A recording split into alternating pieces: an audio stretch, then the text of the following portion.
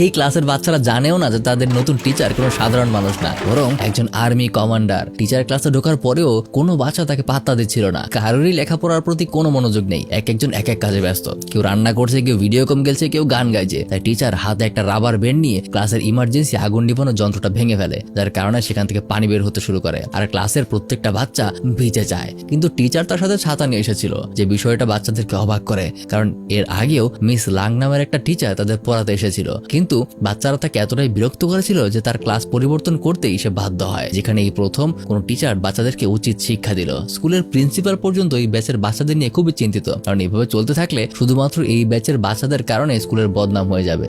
আর এই কারণেই হেনরি নামের এই মিলিটারি রিটায়ার অফিসারকে তারা এই ব্যাচের দায়িত্ব দিয়েছে। পরদিন হেনরি যখন ক্লাসে ঢুকতে ধরে, তখনই বাচ্চাদের তৈরি করে একটা ট্র্যাবে এসে পা দিয়ে বসে। কিন্তু মিলিটারিতে এইসব বিষয় তার জন্য খুবই সাধারণ, তাই বাচ্চাদের এই ফাঁদে তার কিছুই হয় না, বরং যারা এটা তৈরি করেছে তাদেরই অবস্থা খারাপ হয়। তারপর হেনরি তাদের ক্লাস নেওয়ার চেষ্টা করে, কিন্তু বাচ্চাদের প্রত্যেকে একসাথে তাদের বেঞ্চে হাত দিয়ে আওয়াজ করতে থাকে আর চেষ্টা করে যেন টিচার ক্লাস বাদ দিয়ে দেয়। কিন্তু সে সবার প্রথমে সবাইকে শান্ত করে আর ক্লাসের জ্যাক নামের একটা ছেলেকে ব্যাগ থেকে সিগারেটের প্যাকেট বের করে। বাকিরা মনে করছিল হয়তোবা সে তাদের পানিশ করবে, কিন্তু না, সবার বেঞ্চে একটা করে সিগারেট রেখে দেয় আর কথার ছলে তাদের বোঝাতে শুরু করে যে এর ভেতরে কি কি আছে আর এর মাধ্যমে ফুসফুসের কতটা ক্ষতি হয়। আর এখানে হেনরি এমন করে কৌশল খাটায় যেখানে বাচ্চারা প্রথম কোন টিচারের কথা মন দিয়ে শুনতে শুরু করে। আর তার এসব কথা সব থেকে বেশি ইফেক্ট করে জ্যাক নামের সেই ছেলেটাকেই। আসলে এই ক্লাসের বাচ্চারা এরকম ছিল না, মূলত এই স্কুলে মূলত 2 শ্রেণীর বাচ্চারা লেখাপড়া করে।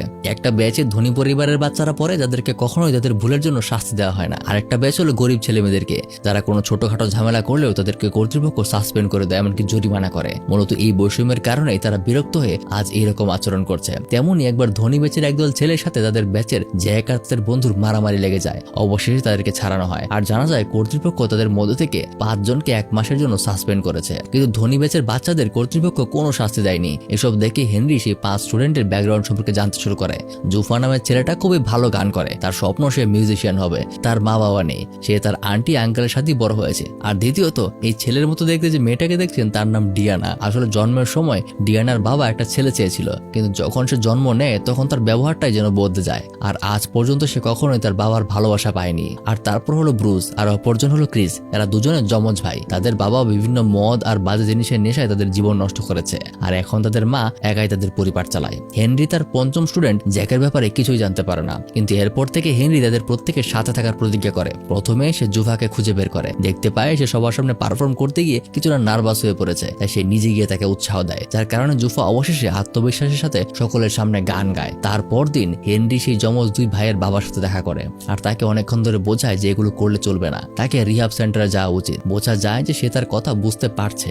আর তারপরে ডিয়ানাকে আমরা তাদের বাসায় দেখি। তার বাবা তার সাথে সবসময় রাগারাগি করে, কারণ সে মেয়ে হয়ে সবসময় কেন ছেলেদের মতো থাকে। তাই আজকেও সে রাগ দেখিয়ে তার বাবার গাড়ি নিয়ে বের হয়ে যায়, কিন্তু মাঝখানে হেনরি তাকে আটকায়, বলে এভাবে লাইসেন্স ছাড়া গাড়ি চালালে তোমাকে পুলিশ ধরে নিয়ে যাবে, আমার সাথে চলো, আমি তোমাকে এমন একটা জায়গায় নিয়ে যাবো যেখানে লাইসেন্স লাগবে না। দেখা যায় হেনরি তাকে একটা বিশেষ রেসিং করার জায়গায় নিয়ে যায়, যেখানে ছোট্ট একটা বিশেষ সুপার কারে করে সে রেস করতে পারবে। কিছুক্ষণ পর সে দেখে সে তার প্রতিপক্ষ আর কেউ নয়, বরং তার বাবা, অর্থাৎ হেনরি ডিয়ানার বাবার সাথেও কথা বলে লিখেছিল আর তাকে ভালো মতো বুঝিয়েছিল যে তার মেয়ে তার জন্য কি ফিল করে। আজ প্রথম বাবা মেয়ে একে অপরের জন্য খুব খুশি।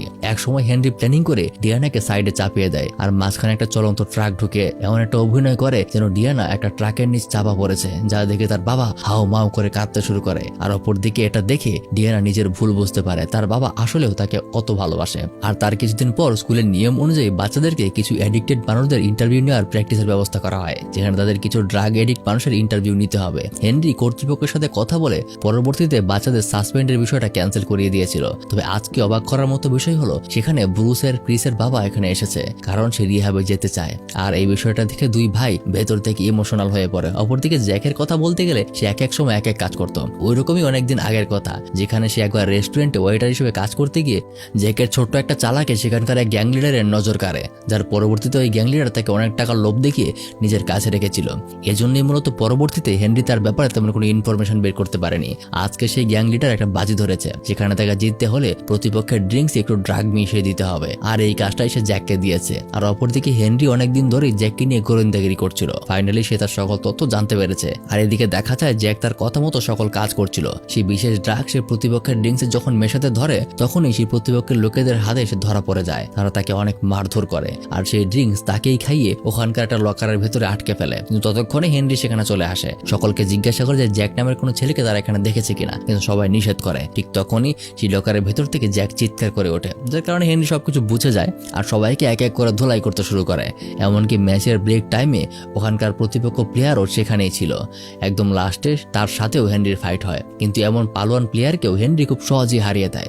পরবর্তীতে এই বিষয়টা ভাইরাল হয়ে যায়, কারণ হেনরি তার স্টুডেন্টকে বাঁচাতে গিয়ে একজন প্রফেশনাল ফাইটারকেও মারতে মারতে কুপঘাত করে ফেলেছে, যার কারণে সবাই তার প্রশংসায় মেতে ওঠে। এমনকি সকল কিছু হেনরির ক্লাসের বাচ্চাদেরকেও প্রভাবিত করে। প্রথমত হেনরি তার ক্লাসের 5 জন সব থেকে বখাটে ছেলের জীবনটা কি বদলে দিয়েছে। তাছাড়াও রিসেন্টলি এইসব ঘটনায় ক্লাসের সবাই এখন তাকে রেসপেক্ট করতে শুরু করেছে, যার কারণে সবাই এখন ঘাউরামি না করে হেনরির কথা শুনে লেখাপড়া করতে শুরু করেছে। তারা ভালো ফলাফল করে তাদের টিচারের প্রতি কৃতজ্ঞতা প্রকাশ করতে চায়, আর অবশেষে তেমনটাই হয়। তাদের ফাইনাল রেজাল্ট প্রত্যেকেরই খুব ভালো হয়, আর এইভাবেই হ্যাপি এন্ডিং এর মাধ্যমে গল্পটা শেষ হয়ে যায়।